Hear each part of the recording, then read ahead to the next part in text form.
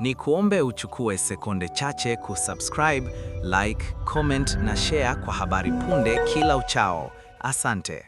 Je, kweli Tundu Lissu si mhaini? Au kuna kitu kikubwa kinafichwa nyuma ya pazia la sheria? Rais wa TLS, Boniface Mwabukusi, amevunja ukimya na kutoa kauli inayozua mjadala mkali. Lissu ajibiwe kisiasa, si kwa kesi ya uhaini. Kauli hii imezua maswali mazito. Je, sheria inatumika kama silaha ya kisiasa? Katika hali ambayo taifa linatazama kwa makini, hoja hii imegusa kiini cha demokrasia ya Tanzania. Je, huu ni mwanzo wa mabadiliko au ishara ya mgogoro mkubwa zaidi unaokuja? Usiondoke, hii si habari ya kawaida.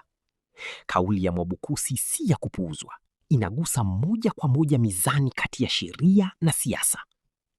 Kimsingi anachosema ni kwamba hoja za kisiasa hazipaswi kugeuzwa kuwa makosa ya jinai, hasa katika mfumo wa vyama vingi. Hapa ndipo mjadala unapoanza kuwa mzito. Je, serikali inapaswa kutumia sheria kali kama uhaini kushughulikia wapinzani wa kisiasa?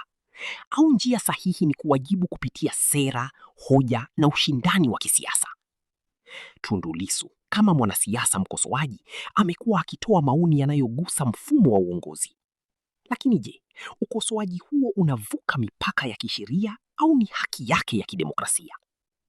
Kwa upande mwingine, kauli ya Mwabukusi inaleta tahadhari kwa wanasheria na taasisi za haki, kwamba matumizi mabaya ya sheria yanaweza kudhoofisha imani ya wananchi katika mfumo mzima wa haki.